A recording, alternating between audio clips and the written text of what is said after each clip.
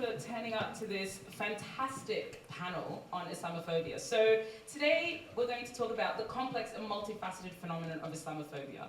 We'll deep dive into the historical roots of this phenomenon, the role of the media in perpetuating anti-Muslim sentiment, and potentially also the intersection of Islamophobia with other forms of discrimination, such as racism and xenophobia. So we're going to talk for about an hour, and then inshallah we have quite a bit of time to open it up. So please, think about some questions as we go through, because if you do not have questions, I will pick people.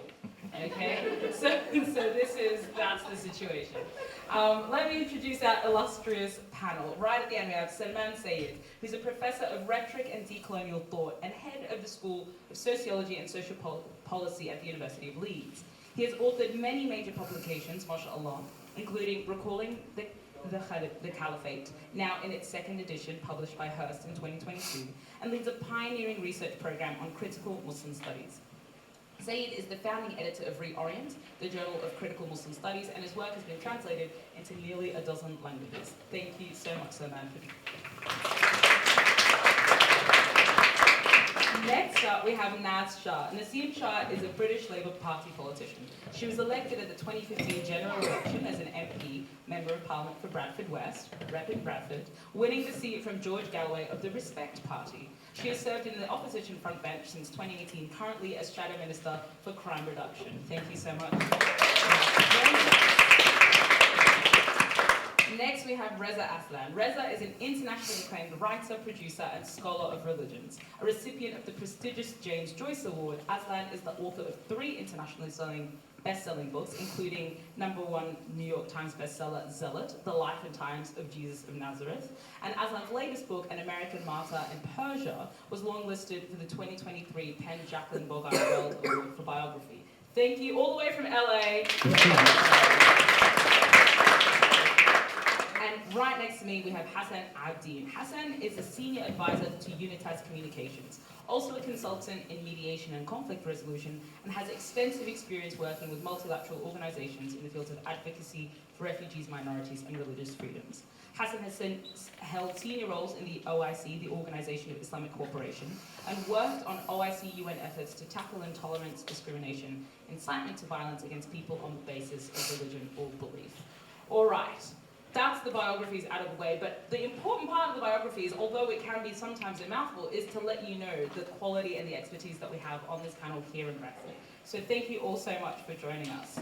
Now, I'm going to start with a little excerpt from a essay that Salman wrote, which was part of a collection about Islamophobia. And I wanted to do this to kind of set us up a little bit for this conversation. So, Islamophobia, both as a term and as a concept, is widely used, hotly disputed, and frequently disavowed. It's seen by its supporters as having something significant to say about the times we live in, but it's by its detractors, they perceive Islamophobia as simply a fig leaf behind which backward social practices and totalitarian political ambitions are covered up. Neither consistently defined, deployed, or understood, Islamophobia comes off as a nebulous and perpetually contested category. This has allowed it to circulate widely but ineffectively, useful for some to vent grievances, used by others to pontificate, conveniently toothless platitudes and sound bites for canvassing politicians and opinion makers unable or unwilling to see its value as a tool for justice. It is a category around which a war of interpretation is being fought, and as such, it does not have one settled meaning. Its meaning is precisely provided by the language game or discourse it is inscribed in. So man, you've said that it is a category around a war of interpretation is being fought. But I want to ask you, how do you think then of the concept of Islamophobia? I think right now the best way to understand Islamophobia is to simply say it's a type of racism. And the reason I say that is because we now live, at least in the Anglo sphere, in a world where we've had over 50 years of anti-racist struggle. So people kind of have a rough idea about 2 things. A, racism is bad, and even 10-year-old children can say something is racist or not, and they have a rough idea what it means. They may not know the legal definition, they may not know the kind of regulatory definition working in education authorities, etc., but they can kind of point it out. And I think we should instead of thinking of Islamophobia as something too different from that, if we understand it as a type of racism which targets expressions of Muslimness, I think we're kind of at least able to have a conversation about it and to see its utility as a tool for securing justice and fairness rather than anything else. The meaning of words is only important for the work they do. It's not really an exercise in trying to find the inner meaning of it. It's just the work it can do. And I think Islamophobia is an essential and a critical part of what public discourse should be, because it helps us understand what's going wrong and it gives us a way of making things right. And making things right is all we can have to do. Reza, I saw you nodding there. Would you agree that Islamophobia is best understood as a type of racism? Yeah, absolutely. It's hard because there's so much weight that this word has taken on. I try to, when I'm talking about it in general, with general audiences, I refer to it more often as anti-Muslim sentiment, because I think people then can understand exactly what we're talking about. But what I love about the word is that Islamophobia, like all racism, like all forms of bigotry, is fundamentally about fear. I think sometimes as, educated, left of center, people, we have this tendency to think that bigotry is the result of ignorance. We say this all the time, that, oh, well, he's a bigot, but he's ignorant. If we just gave him information, then he would no longer be a bigot. I know a lot of very well-informed bigots. Information, as any social scientist will tell you, does not change minds. Data does not change minds. And especially if you think of bigotry in all of its forms as the result of fear, you recognize that fear is impervious to data, that you have to approach fear, whether it's fear of a religious group or of a racial group or whatever the case may be, differently. You have to use the very slow slog of relationship building in order to break through that fear. And so I think that's right. I think thinking about Islamophobia as a form of racism and bigotry, but then also recognizing that the way to counteract racism and bigotry is not necessarily through education or information, but through relationships, is the way to think about not just what Islamophobia is, but what to do about it. Okay, that's very interesting. Hassan, I'm going to come to you on this because you look at how Islamophobia is institutionalized. Would you kind of agree that that's about fear, or would you say it's maybe about power, perhaps? Well, I think it's about who you ask, because I've sat across the table from many European parliamentarians, officials in the EU Commission, and for them it is about fear. But it's a question of, do they acknowledge that that is what they're expressing? Because many a time, this issue of terminology is really important, because they will say, no, we don't want to use Islamophobia. They're uncomfortable with this term. And I wonder, why are you uncomfortable? Because we, in the sense from the Islamic world, and I've sat with many groups of Muslim leaders who've tried to see how they can convey this sense of urgency. And those that are familiar with the OIC, I mean, some people will say it goes on and on about Islamophobia. It's one of its largest issues. The former president of Pakistan used to make it a regular theme of any of his presentations about Islamophobia in the West. And I think that is the issue that the Muslim world has tried to grapple with. How do we convey our sense of pain, of hurt, of grievance, at the same time being willing to have a conversation on a ground in which we can exchange ideas and find a way forward? Because I think oftentimes it's the Europeans who have told us, well, you're coming to us with words we don't really understand. Anti-Muslim hatred is more comfortable, so they're perfectly willing to say, yes, we can talk about anti-Muslim hatred along with other hatreds that exist. And it's quickly turned back into, well, whataboutism? So what about in the Muslim world? What about anti-Semitism? What about anti-Hinduism? And so on. And I think this is where, in that space, there's a lot of debate and that still needs to be had. Yeah. Now let's come to you, because you're obviously in Parliament, where some might say other colleagues of yours aren't actually comfortable at all with dealing with the word Islamophobia. I mean, how do you relate to the concept, and how are you seeing it play out? Hassan just talked about the European, and we'll say the EU, for example. How are you seeing it in the UK? So we did some work. First of all, thank you for having me here. And it's great to see so many people here. We did some work with Salman and other academics on the All-Party Parliamentary Group, where we had the definition, which was Islamophobia is rooted in racism, and it's a type of attack to your Muslimness. I forget the actual key Type word. of racism that targets expressions of perceived or actual Muslims. Yeah. So the idea that, there was a Sikh man who was murdered in America because he was perceived to be Muslim. There's a perception of, white men who are non-Muslim in the UK who have grown beards and were attacked because they're perceived to be Muslim. So it's not about, it is about that perception that is rooted in racism, and I absolutely agree with that. But I also really, really struggle with politicians in particular. So then, and it comes back to the idea of who is it that defines our hatred as Muslims? Do we define it, or do we allow the bigots to define it? And our government at the moment will not accept the term Islamophobia. Yet the United Nations has got we've had the first day of the United Nations Day to tackle Islamophobia. Every Muslim country refers to it as Islamophobia. The Muslims in the UK, we've had a consensus of over 650 organisations from all across the Muslim spectrum in terms of secular Muslims, conservative Muslims, all agreeing on this definition, because we went out to the community and we spoke to them.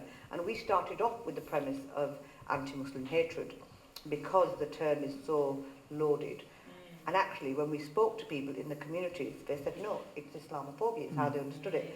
So there's this conversation, because the very fact that we're not being allowed to define our experience is Islamophobic in itself. So we have to unpick that, and the government in this country is not committed to it. So America quite happily uses the term Islamophobia in the White House, in other spaces, whereas here we're still toying with the idea that we want to have another term for it, and we want to define it. Why do you think the Americans accepted it more than the Brits? I think, so I don't want to get into debate who's Trump more wouldn't have right-wing, accepted but it, though. yeah. Trump wouldn't have accepted it, so I think it's to do with the change of government, in a way. And I just want to come in here, because one of the things that get missed out when you talk about hatred, many people in this room would have gone through airports, and they would have been subject to a degree of scrutiny, not merited except by their perceptions of Muslimness. But the people who are carrying out that scrutiny are often visibly, would identify as Muslims, right? And they may be wearing hijab, they may wear beards, etc. I don't think it makes sense to talk about that they actually hate the people who are doing it. So this is why I think it's important to understand Islamophobia is not hatred simply in terms of individuals disliking or having these kind of emotional responses. It is actually institutional. It is actually in the structure. The same way that racism isn't just about people shouting abuse or attacking people. It happens in housing, it happens in employment, it happens all of these things. And Islamophobia works in the same way. A lot of research has been done showing that if your name was, I don't know, Fatma Muhammad, and your name was Caroline Smith, and you have exactly the same CV, who gets 9 times out of 10, who gets interviewed, who doesn't get interviewed? That shows a structural element, not necessarily an emotional element because you met somebody or someone who's looking at you funny, which is always an invitation for having a fight or something like that. Yeah, we'll come back to the US-UK question in a moment, but just to build on that, I was doing some research and there was this report that showed that in the United Kingdom, if you had a name that was sort of stereotypically or visibly from Pakistan, you had to send out 70% more resumes to get the same number of callbacks. The thing that I found striking, though, was that number hadn't changed since the 1970s, right? So we would imagine that that number should have changed, that it should have become, there should have been improvement. And I guess the question that I ask, that I'm interested in hearing your reflections on, is how much, we often conceive of Islamophobia as something that's become sort of a political conversation post 9/11, right? In the last 20 years. But has it existed before that? And how do we think of that as part of the conversation? Maybe, Hassan, do you have thoughts? Well, I think it certainly exists prior to 9/11. Working in the OIC, we had one of the most frequently, frequently targeted communities were Muslim minorities. I think these were, especially, let's say, the Rohingya community in Myanmar, and they have been facing persecution for decades, far, before 9/11. And I think it's that kind of institutionalized sort of racism, Islamophobia against a particular community based on fear, but also based on misinformation, misunderstanding. And we discovered through hearings in the US Congress, through social media, and the fact that social media companies were completely unable to regulate their platforms and be able to even understand that they were being used to spread messages of hate and leading to genocide. I think that was one of the most significant outcomes of understanding that, is that the OIC was able then to start a legal case against Myanmar, a historic case in the International Court of Justice in The Hague, which actually took Myanmar to court. And it was headed not by, a big country with, a lot of lawyers and a team of experts, but actually by the Gambia, a small country in West Africa. But And was Islamophobia part of that conversation in the court? It was, in a sense, throughout the proceedings, it was clear, the evidence provided, that the silencing of Muslim preachers, the targeting of Muslim women, the discrimination at every level of society was peppered with Islamophobic references. And I think that was really the most clear evidence that you had of state-backed Islamophobia and institutionalized. And the fact that it went unchecked for years, and that it was actually supported by a larger network of Islamophobic preachers that were connected to other countries, and which had sustained and inspiration and financial support from larger forces that were determined for perhaps their own political ends and own economic gains, but were fueling that real hatred on the ground, which led to the genocide of many of those in the Rohingya community. Thank you for that. And let's dig in a little bit more into this institutional Islamophobia point, because I think it is important to sort of emphasize, because this is something we've seen in the anti-black racism, the anti-racist movement, where people have been trying to emphasize the point that it isn't just about interpersonal anti-black racism, right? It's about more than that. The question that I have is how, where can we, if people are trying to understand where that came from, if you look at white supremacist racism, you could argue you could draw that line back to colonialism. Is Islamophobia directly linked to Edward Said's ideas of Orientalism? Is that where we draw it back to? I'd be curious. Well, Edward Said was one of the first, in his second edition of Orientalism in 1985, he actually uses the term Islamophobia. There was a report in 1997, the Runnymede Report on Islamophobia, which reactivated the word. But the first kind of use of the term is in 1905 in France, Islamophobia. 1905? Yeah. So, in fact, Islamophobia as a term is older than racism as a term. Did you know that? So, it's anti-Semitism, and then Islamophobia, and then racism. But I think one of the things that I would be very, very concerned about is if we start off with the idea that first Islamophobe was Shaitan, and it's just been downhill since then. And there are people who sort of argue almost like that, Abdul Lahab or something like that. You pick on somebody there. I think it's important that we understand Islamophobia as a historical rather than a phenomenon that's always existed. And we try and work out when it emerges without thinking anyone who opposes Muslimness in every single context is partaking of Islamophobia. So for me, it's a contemporary or a modern phenomenon. I think it is linked with the colonial modernization of the world, and often that modernization took itself in relation to excluding what was considered to be barbaric, which was considered to be backward, etc. And it gets reactivated. I don't think it can be reduced to 9/11. I think you're right. I mean, the Myanmar case was already since the 1940s. The Uyghurs, the Kashmiris, the Palestinians, you can multiply all of that. So I think it's important that we try and not fall into this thing that it goes forever, because then there's no end to it. And it's important that we understand its history and then we try and work that out. And it may vary in small places, but around about the 1980s, late 80s and early 90s, both in Britain and France, there was a response to the mobilization of Muslims around satanic affairs in this country, around the headscarves in France, which I think was partly, Islamophobia is a response to maybe a fifth to a quarter of the world's population asserting more and more that they are Muslims rather than anything else, and I think that's a response to that, perhaps. That's really interesting. Thank you. Reza, I'm going to pull you in here as well because I saw a lot of nodding, and I want to hear if you have any response, and also to think about, you're a scholar of religions broadly. Is there a flavour to Islamophobia or anti-Muslim hatred that is different to the ways that other religions are discriminated against? Yes, and I think Salman is right that we have to think of Islamophobia as a product of the modern world, that it is a contemporary phenomenon, that it has very clear historical roots.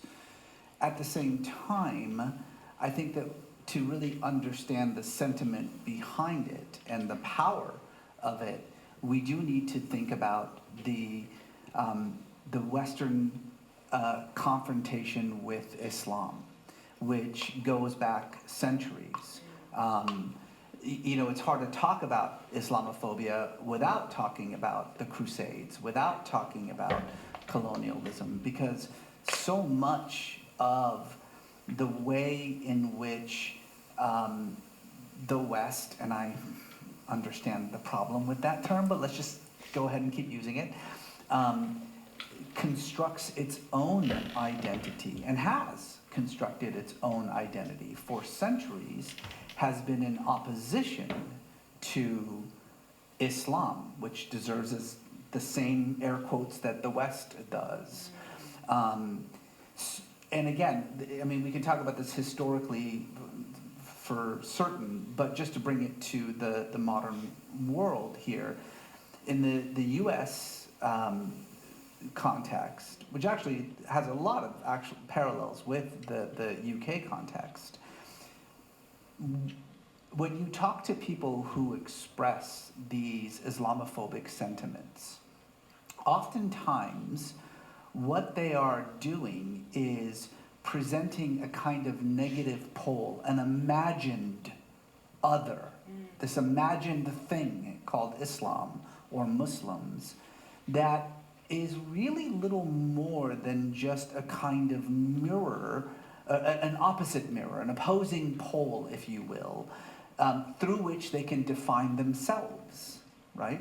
We are not them, therefore we are not them. Right. It's as simple as that. Now, in America, this is a long story.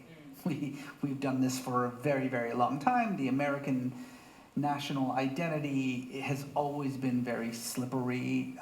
We've never been homogenous, and so we have had to construct our national identity as a country of immigrants from the start in a different way. And as every child can tell you, it's not always easy to say what you are, who you are, but it's very easy to say who you aren't. And so we have always used a negative pole to define ourselves. In the 19th century, it was Catholics. We had entire political parties, the Know-Nothings, whose entire political foundation was anti-Catholic immigration. One of them almost became president, this close to becoming president. In the middle of the century, it was Jews. It was very common to say that you could not be both Catholic and American, because you cannot have allegiance both to the Pope and to the president. You can't be Jewish and American, that those two things are in opposition to each other. In fact, what it means to be American is to not be a Jew. That is exactly what we hear now about Muslims, that whatever this thing is, and I use this term imagined because it really is imagined, it has very little to do with reality, but this construct that I have created, that I'm calling Islam, is nothing more than a means through which I can say what it means to have this nebulous national identity that we call American. Naz, I'm going to bring you in here because you know, when Reza was just saying things like you cannot be American if you are, you know, this is something that we kind of do hear from the House of Commons sometimes, this idea, right? I'm interested in how you find it being in the House of Commons when this is part of the language, or at least the undercurrent.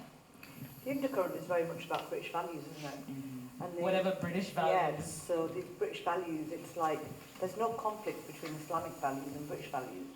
If anything, British values have evolved over time, and they've, you know, there was in the 1960s in the UK, during the election, there was, if you want an end for your neighbour, vote Labour.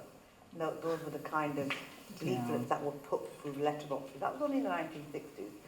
In the 2000s, there were leaflets put out against homosexuality. There was, you know, the Conservative Party.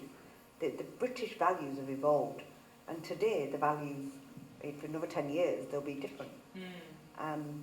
Right now, British values seem to be about, you know, anti-Muslimness as far as I can see it. You know, so, and yet Islamic values have been consistent throughout. My understanding is, and I'm not a theologian, I'm not an academic, but it's really, really just common sense stuff to me. In Parliament, it's really interesting because when you call out, so if you look at, because I'm obviously Pakistani by heritage, if you look at the kind of rhetoric that comes from Swara Bradman, especially on the Pakistani stuff, on Pakistani men, and this is, Swara Bradman has only just repeated what was said on the front page of the Sun in 2017, and then after what the Sun said, you know, Pakistani men rape white girls, then there was a article by Trevor Kavanagh which said, you know, there's a Muslim problem. And so for me, it's really interesting as a Muslim in Parliament. People are uncomfortable with you being in the room. People are uncomfortable with you having that conversation about, you know, this is, it's like, oh, she's going on again. It's her again. You know, you can feel it in the atmosphere when you're talking to people. And at times it becomes really, really frustrating, but at times you go back to, for me, my faith actually gives me the strength to keep at it, because if you're not there, then who's going to do the pushback?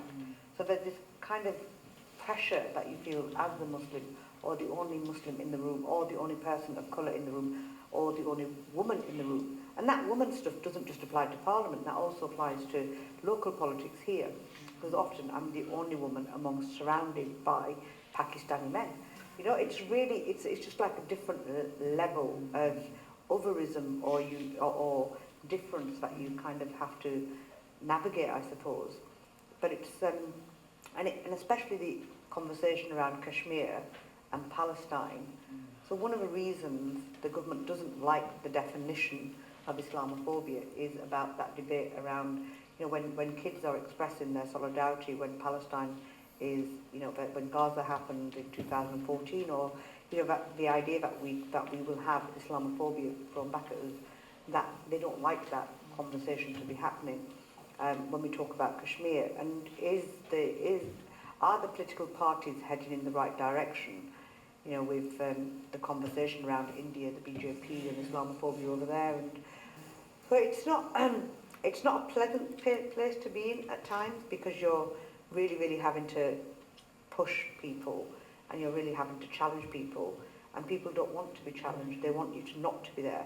I remember in 2017 when Sarah Champion signed off the article for the Sun of Pakistani men rape white girls, and I really, really struggled with it.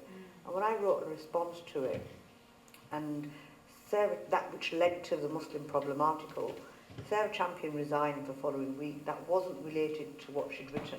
It wasn't related to the Trevor Kavanagh article. It was related to the fact that she had said, I didn't sign it off, and then the Sun threw her under a bus and said, actually, she didn't just sign it off, she wanted a better picture used. So that kind of made her position unattainable, right? That was nothing to do with the fact that I'd pointed this out.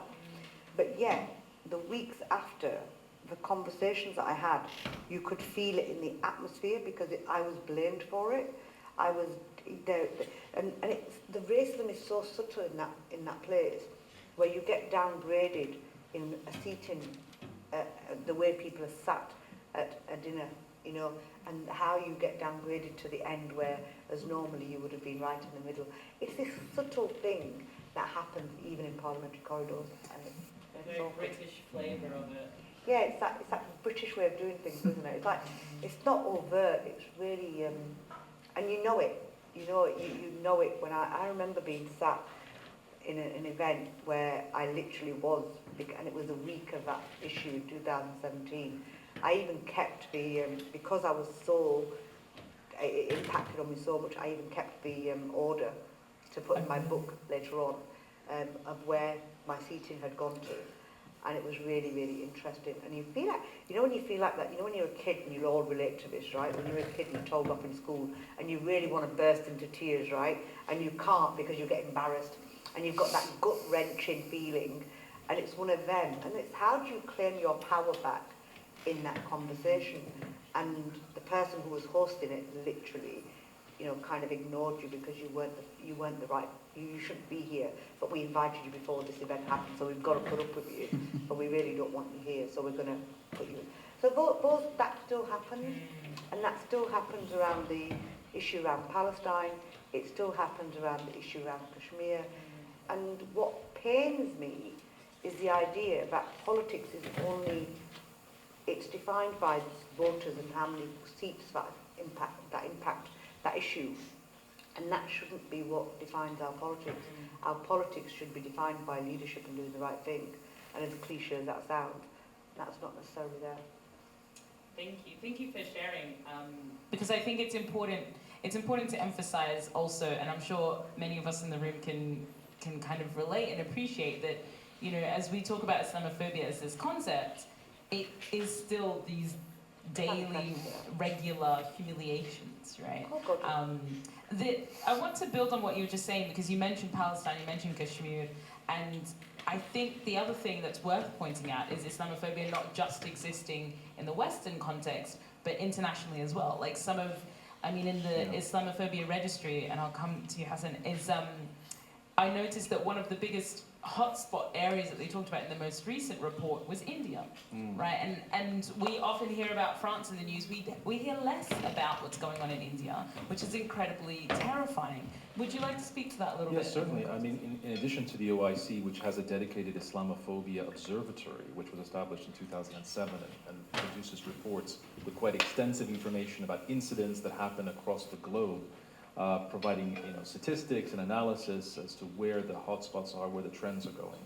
But in addition to that, there's a very recent report by the UN Special Rapporteur on freedom of religion or belief, which is a very in-depth analysis of Islamophobia across the board. And he calls out an epidemic of Islamophobia across the globe, from China and India, including Sri Lanka and other countries, where Islamophobia actually is infringing on people's basic human rights because it prevents things from accessing education or accessing workplace opportunities, a sense of separation within your own society, the inability to be feeling part of your own community because you're discriminated against, particularly in those minority contexts. And we've seen where those subtle Islamophobic tropes can lead to genocide very quickly. And we've seen entire communities imprisoned behind bars. And we've heard the politicization of those communities. And of course, when you put them in the political realm, all it ends up going through is a series of international engagements, and then there is the power dynamics between the economy and the politics of certain countries and relationships. But it really affects millions of people on a daily basis.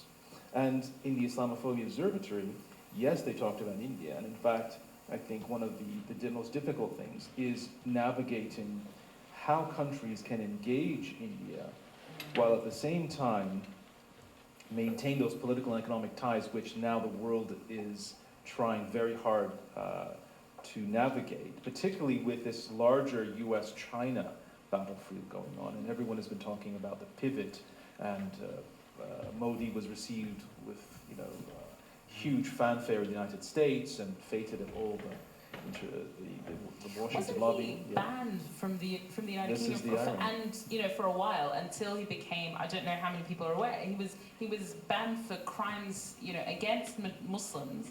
He was denied a visa by the United States. And the UK. Banned from entering the UK, and then became the head of Prime Minister, and here we are now. having huge celebrations, and that part of the conversation is no longer on the table, I think. Salman, I want to bring you in as well on this. I mean, you study Islamophobia. How do you see the differences across the world? I think it's really important that we try and understand that Islamophobia isn't really a problem of Muslim minorities. Some of the most ferocious Islamophobes are Muslims or identify as Muslims. And some of the largest perpetrators of Islamophobia are governments which are members of the OIC, which makes What it do kind you of mean by difficult. that? Can you tell us what you mean by that? Which part? Well, how can you be an Islamophobe if you are Muslim? I think because the idea about, for the same reason that we know that there exists, and they've always existed, in any kind of system of repression, people who identify with the repressor rather than the repressed.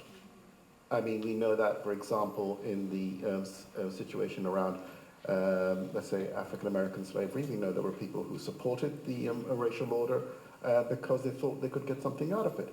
We see that in the figure of right-wing conservative leaders and politicians, etc. And one of the pacts, of course, you make to have success is that you don't talk about racism. And therefore, then you become a kind of a spokesperson for saying there's no such thing as racism. Look at me, I've made it, so there's no racism. So I think for all of these reasons, we shouldn't be surprised that there's no particular linkage between that, because Islamophobia, as we said, is a type of racism. So, one of the, take for example, historically, just to make everyone feel more comfortable, next year will be 100 years of the Turkish Republic. Mustafa Kemal introduced reforms which were predicated, so-called reforms, on racism, on a racialized understanding of what Islam was, and were Islamophobic. So he argued that you should ban the hijab, you should ban the fez, you should have the holiday should change to Friday to Sunday. Why? How does steel and iron production increase if you ban the hijab, or you stop wearing the fez, or you have holidays on Friday, you have Friday rather than Sunday? These reforms were not motivated by anything except trying to be imitative and trying to discard and regulate Muslimness in a way that it became marginal. And as a result, you have, for example, a phenomenon, look at the script.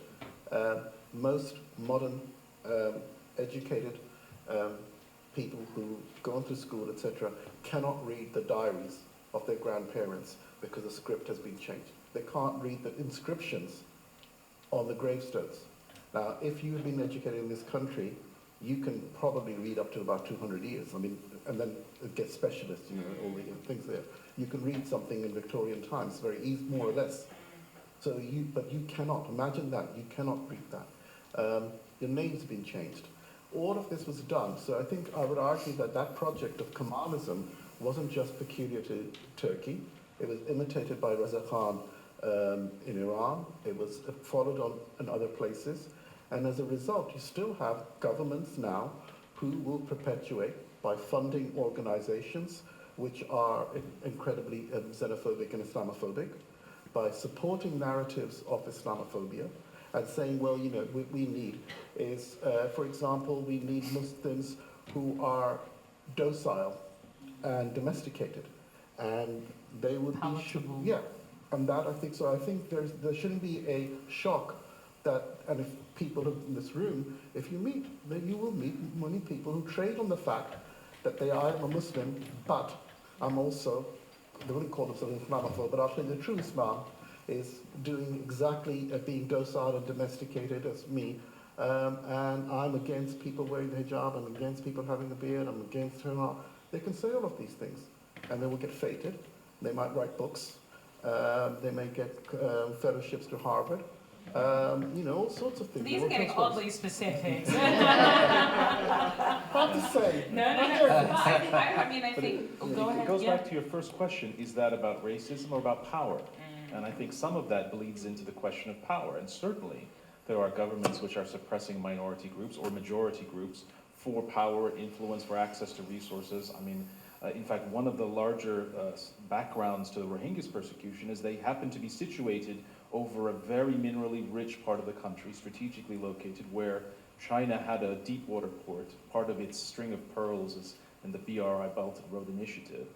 So there were, accidents of fate or geography and history, which led into that whole promotion of narratives. And again, the local power dynamics deeply affected their Islamophobic persecution, but it doesn't deny the fact that Islamophobia was a tool in that kit. So we have toolkits that government use, and they, modulate between various... I would go back to a point that Reza was making earlier, and I would just extend that. I think it's not just a toolkit in the sense that, I think there's an element of that, but ultimately, it's also about the conception of who we think we are. And if you define yourself, for example, with the British values, the whole codification of British values began as a response to this fake thing that some of you may have heard about, the Trojan horse incident in school, yeah? Before this country prided itself on not having any kind of codification of those sorts of things. It just flowed around. And if you look at those three main British values that emerged from that, you don't have to be very cynical to see how they are written as a way of excluding a particular imagined idea of what Muslimness means. Mm-hmm. That's what they were built for. And, and it's great to hear Naz talking about the government's reluctance to talk about Islamophobia, even after all the attempt that her and her colleagues have tried to make for a number of years. But they're very quick to talk about Hinduphobia, just like that. So in a sense that, you have to Islamophobia is in a contested field. There's a politics around it. This is a war of interpretation. So, but why do you think Islamophobia holds so much more power why is it easier to talk about Hinduphobia or anti-Semitism or other things like that, do you think? I think it's because the argument is that there is something to fear about Islam.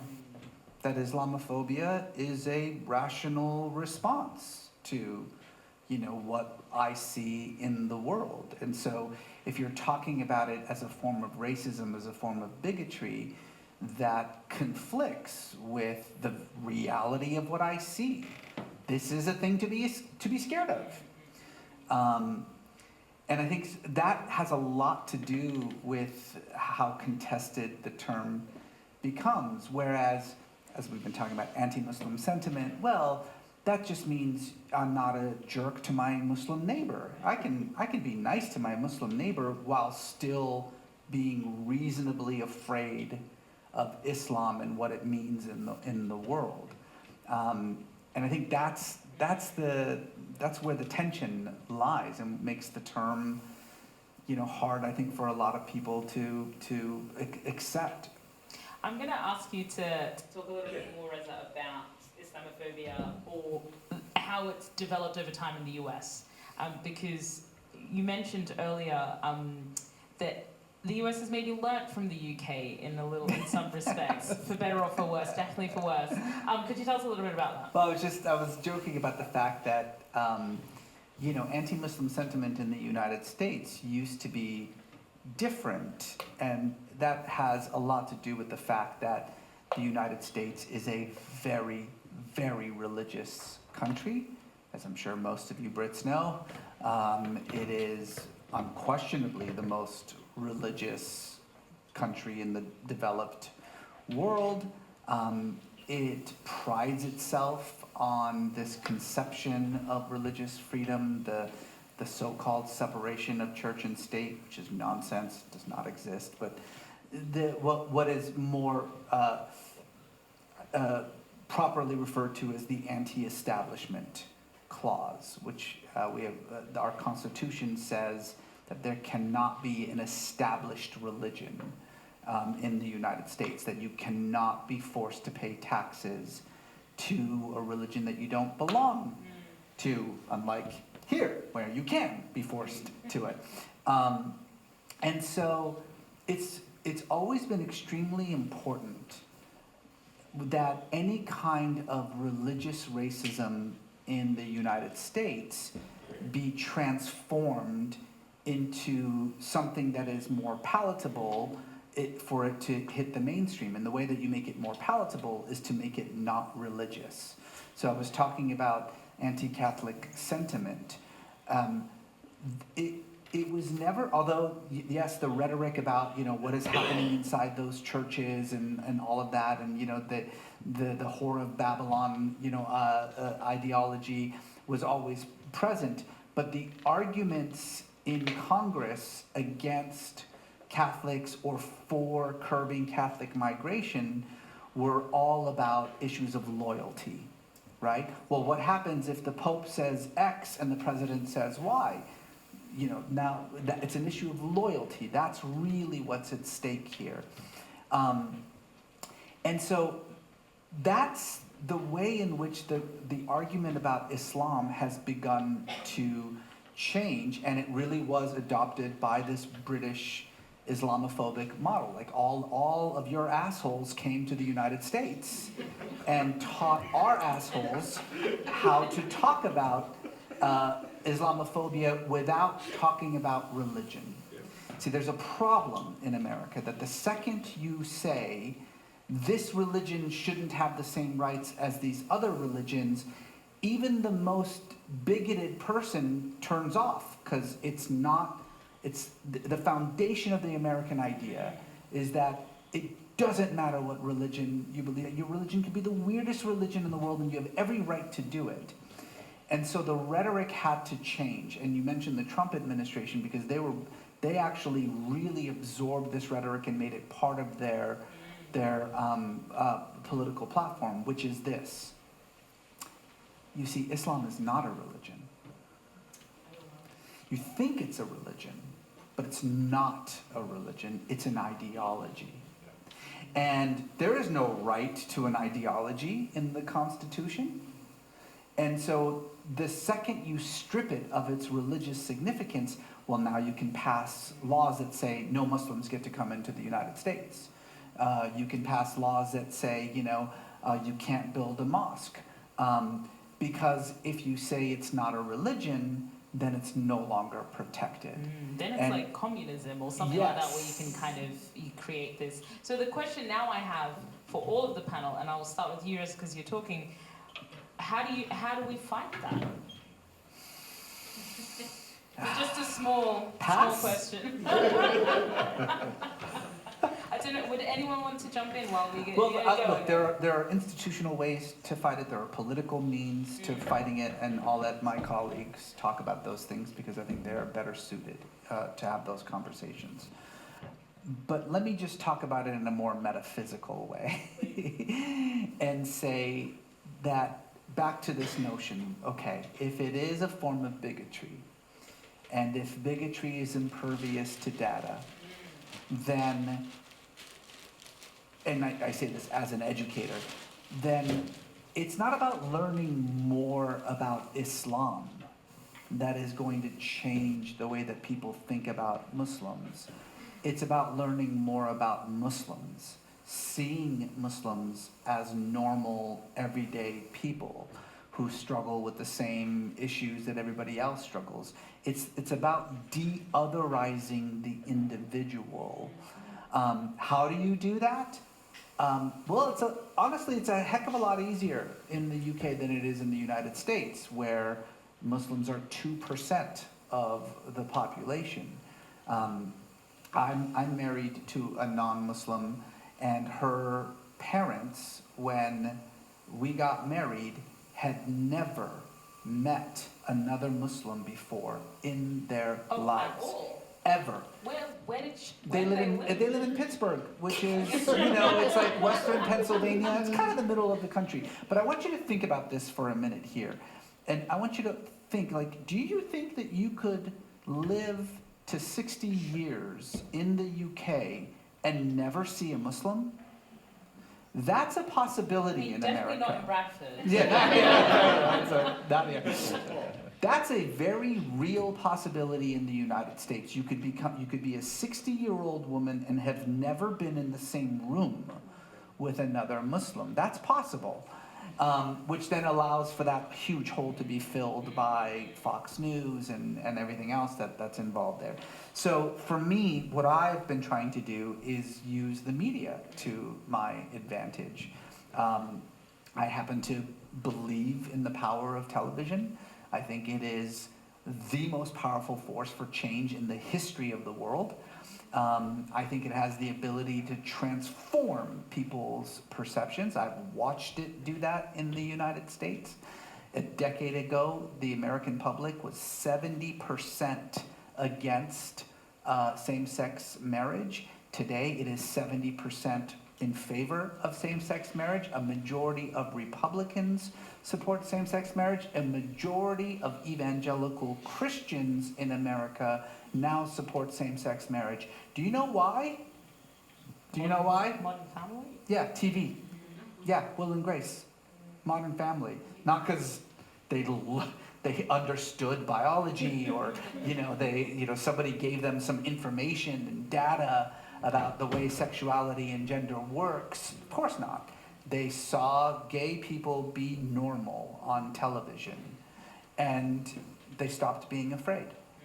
And that's what I'm trying to do now. All right, that's one pitch for how we fix Islamophobia. What else did the rest of the panelists have? Hassan? Yeah, I think it's not only at television media, hugely powerful mediums, but it's across the board, civil society, religious leaders, and governments. And I think these are all happening in various ways, but I think they're not consistent, they're not enough. They need to be, I think, strengthened. And certainly, it's the power of the story, whether it's the individual story or it's the community.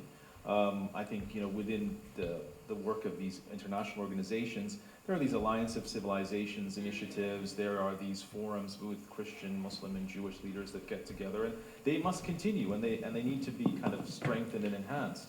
But I think it's really a challenge for governments who are dealing with a whole range of other political and economic crises at the moment. I mean, we were just talking about the visit of Modi to the United States, and on the way up to Bradford, I was watching a video that was circulating in Arab media of President Putin standing in the Kremlin, receiving a Quran, and saying very proudly that the Quran would never be desecrated in Russia, and that according to the Constitution and Penal Code 262 of the Russian Penal Code, this book is protected. Meanwhile, the streets of the Muslim world erupted in protest over the Swedish incident, which is in a series of incidents starting in the beginning of the year, where you had, in the Netherlands, in Denmark, in Stockholm, these incidents. I mean, they may have only been 5 people on one side and 200 watching this burning of the Quran and desecration. But it inflames communities. It also, as the UN Special Rapporteur says, that these incidents are trigger events. They trigger larger reactions, and maybe that is what they're designed to do. Because curiously, someone commented that the incidents in Denmark and Copenhagen were supported by a Russian television station, RT, somebody might have heard. So whether this is a bid to get Sweden not to join NATO and the larger political machinations over the Ukraine-Russia war, and whether India being brought in as a blow against China is a factor in why he was received so warmly in the United States, all of these questions muddy and confuse these real necessary engagements that have to happen, people to people, government to government, and civil society to civil society. All right, thank you, Hassan. All right, what do we think on this side of the panel? I think I don't disagree with what Hassan and Reza has said. I think we need to think about what can change quickly and what can't change quickly. So if you look at the, even within the sort of 60s and 70s to now, even up till about the 1990s, if anyone in this panel had said that the United States would have an African-American president, we would have thought they were actually on crack. Yeah? And so the point is that some things can change. What makes those things change? Now, you could argue that having an African-American president didn't do very much for the African-American community, but that's a separate issue. So I think one of the things that clearly is the case, that we have a reservoir of initiatives and organizations and collective memory about how racism is something that nobody wants to be. Even racists don't want to be called racist now. It's true. I'm pretty sure the head of the KKK was like, I'm not racist. Yeah. Right? And he was like, it's not me. It's not me. At a certain point, they would say, I'm a racist and proud of it. Right. We had Labour prime ministers who would say something very similar, talk about kith and kin and being proud of it, etc. So there's a moment that's changed that when racists don't want to be called racist. This is why I think it's important that we think about what are the gains that have been made for justice and how we insert this fight for struggle for justice in that. But ultimately, has to be a recognition that the struggle against Islamophobia is really a struggle for not just human and civil rights for Muslims, but really a struggle for maintaining the democratic credentials of all societies. Because what has happened on the back of Islamophobia, you have seen the hollowing out of various rights which were considered to be sacrosanct in the Western world. You've seen, for example, if I was to say to Reza, before 9/11, that the federal government would be able to check every library book that you took out, he would think this is absurd. If I was to say to you they would carry out, by their own admit to carrying out torture, someone would have pointed out to me the Constitution forbids torture. It says cruel and unusual punishments would never happen. What do? They change the definition of what a cruel and unusual punishment is, right? It's not cruel and unusual unless you actually have organ failure. So, what I'm trying to say here is that this is really a struggle for civil and human rights. It's a struggle for democratic rights, because on the back of Islamophobia, you've had legislation and temperaments moving along, which is almost unthinkable. In this country, the idea that people, up to 1980s, that people would be asked to have ID cards was considered to be political suicide. If you ever watch an episode of Yes Minister on YouTube or whatever, you will see it is considered to be political suicide. Now, it is not that far away that you will have ID cards. What is happening now in France is already being seen and will be given an Islamophobic spin very, very quick if it hasn't already been done. And on the back of that, we need more legislation. So what has France done? Banned anti-Islamophobic, anti-racist organizations. It has reduced the civil rights of Muslims to be part of the society. The Muslims are the largest minority group in France, and much larger than here. So almost 10% of the French population is Muslims. However, they're far more politically weak. And I think what we need to understand is that the only way you can undo these things is by mobilizing political strength, by building alliances and doing the groundwork of that, and recognizing this is a fight not just for people to be nice to Muslims and those who look like Muslims, but it's actually a fight for what kind of citizen you want to be and what kind of society you want to live in. All the legislation that has been used starts off by taking away rights from who are considered to be Muslims, but before you know it, you have no rights left either. Thank you, Salman. And the person we have who is mobilizing political power, Naz, what are your thoughts? So I just pulled up a quote that it reminded me of. Martin Luther King once said, "Morality cannot be legislated, but behaviour can be regulated. Judicial decrees may not change the heart, but they can restrain the heartless." And it comes back to where we've gone to with our legislation. I think there's different, and I agree with all the panellists, and I think there's also the idea of what roles countries have to play, Muslim countries in particular. So last year, we had an incident where one of Modi's ministers, and it was the first time one of Modi's ministers was actually sacked and had to step down from a position, because that had never happened before. Because according to the Arab world or the Muslim leaders, she crossed a red line and talked about the Prophet ﷺ, being a paedophile. It's a usual Islamophobic trope.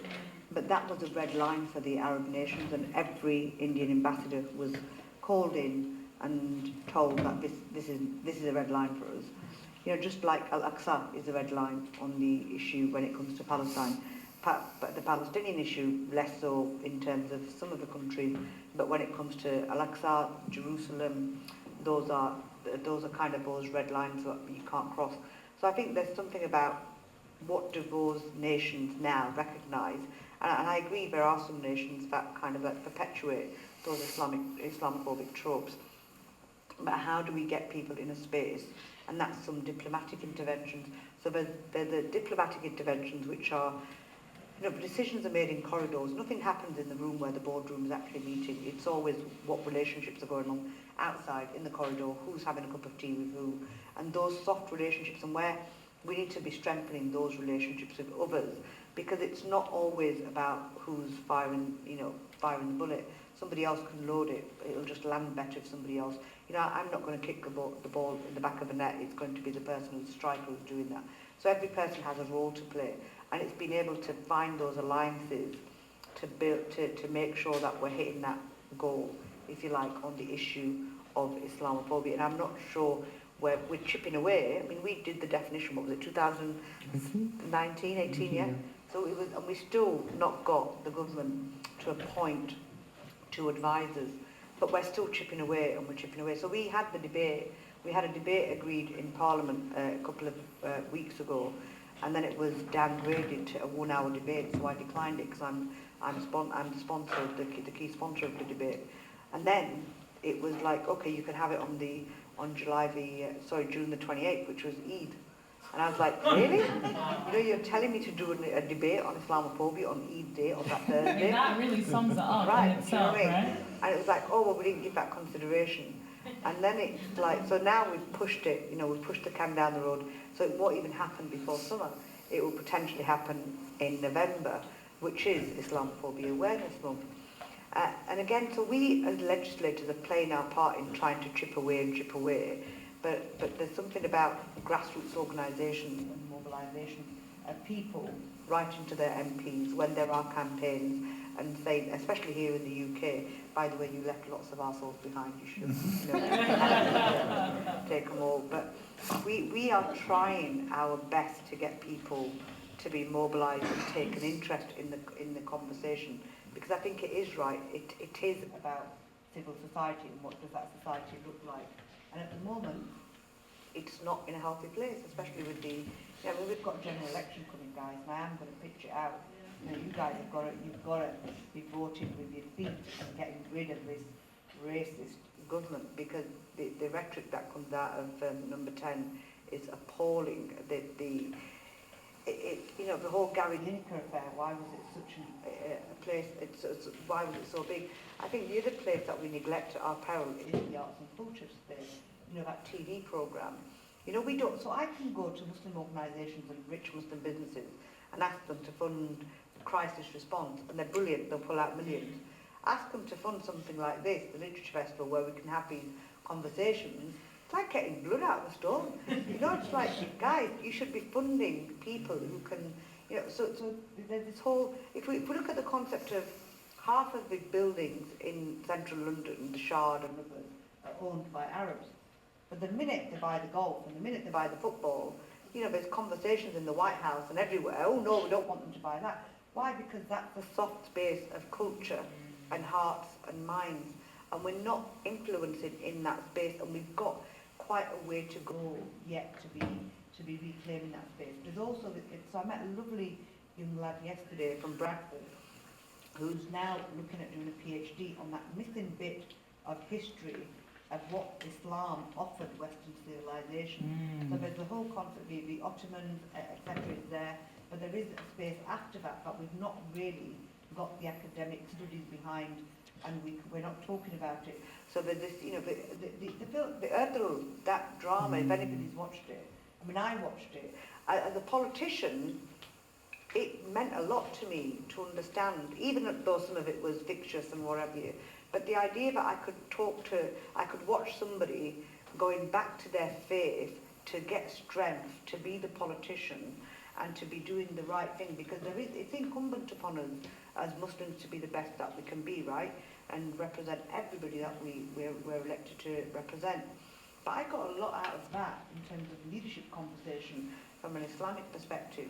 And we have to empower Muslims, because that gives you a much, so for me it certainly had that impact. And where do we get our strength from as communities, right? If our history belongs to the pen holder, right?